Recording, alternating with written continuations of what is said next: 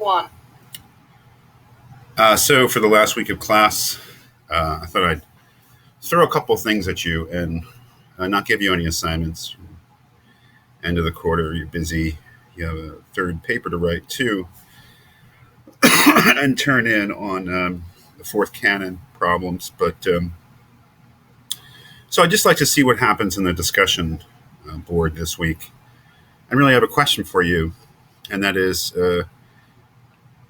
can you take this seriously? I mean, specifically the engineer's creed. Um, what your response is to this? I mean, I don't know. You know, I've thrown in a couple of other things too. This is a very interesting poem that the great Rudyard Kipling, whom you should know, because everyone who reads English should know him, wrote in 1907, and it's about engineers. It's called the Sons of Martha. The Sons of Mary are the ones with the easy life. The Sons of Martha, they're the engineers, and boy, it's really great. Um, it's a celebration of engineers as basically the ones who have to be the responsible ones, the ones who have to make sure that the world keeps running and who don't get any credit. I'm definitely one of the sons of Mary, according to Kipling. There's no doubt about it. You, whether you are male or female, you are a son or a daughter of Martha, and it is really something else, this poem. Um, and I couldn't help but,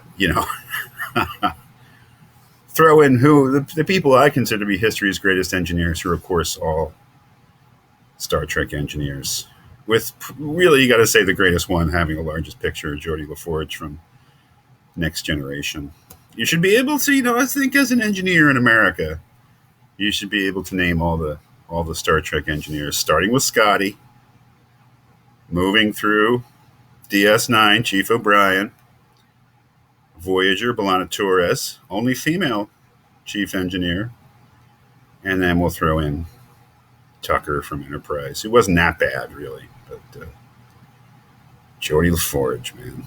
I mean, think about it. I mean, I just I thought it was, it's funny because you really, as you start teaching engineering ethics as a philosophy guy, your major point of reference when you start is Star Trek engineers. But if you think as you read Kipling's poem, which is great, I mean, these are the sons and daughter of Martha. These are the people who are down in the bowels of the ship, making sure it doesn't blow up, while the captain gets to be heroic and sit in a chair and give all the orders. So I don't know. I know it's a trope. It's just a trope, but it's one of my favorite tropes, the Star Trek engineer. But really, the question I'd like to pose for you for the discussion board this week is, the whole idea of there being a creed. This is a credo, what I believe, in Latin. I believe this. I pledge this. I will dedicate my knowledge and skill to the advancement and betterment of human welfare. I pledge to give the utmost of performance, to participate in none but honest enterprise, to live and work according to the laws of man and the highest standards of professional conduct, to place service before profit, the honor and standing of the profession before personal advantage, and the public welfare above all other considerations. In humility and with the need for divine guidance, I make this pledge. I mean, that's how seriously this is taken. Like, you need God, to help you. This task that you've brought upon yourself is so enormous, which may be a little over the top, right? That's why I want you to know. But I mean, looking at the things that the Engineers' Creed actually says, more concrete things, they are things that we've looked at and thought about and read about, especially things like this, placing service before profit. I mean, it goes to the very heart of the notion of engineering being a profession, if it indeed is one. Dedication to the public welfare, that is basically Canon 1. But my question is, how seriously do you take something like this or this engineer's creed? Does it seem like it's silly to you? Does it seem like it's over the top? Does it seem antiquated? Is it asking too much of somebody who just wants to do a job, be an engineer? That's what I'd like to know at the end of the course, is really your response to something like this. And take a look at the Sons of Martha too. It's pretty. It all has to do with Kipling's take on a certain story from the New Testament and the Bible about Mary and Martha, and the different ways that they're treated, what they do. But Sons of Martha, and we should say Daughters of Martha too, of course, are the engineers. I mean, look at pretty amazing what he says.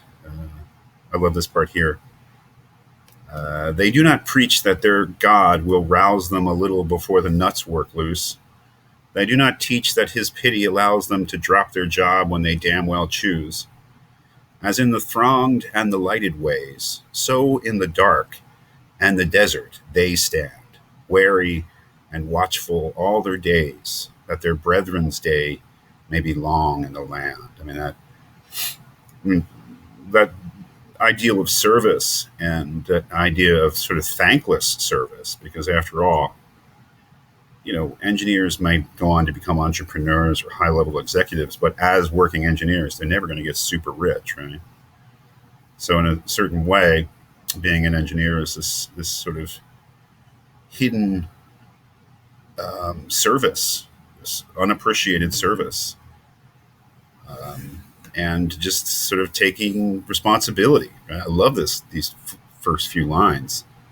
The engineers, they don't think God's going to wake them up to save the day before the nuts work loose and the machine goes haywire. They know that they've got to stay awake, right?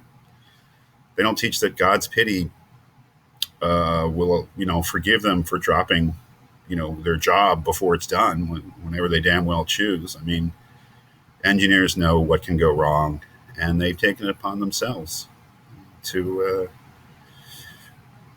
make sure that the things don't go wrong, or do whatever they can, so that their brethren's day may be long in the land, so that other people can benefit. I mean, that was Kipling's romantic ideal of service that engineers actually engage in.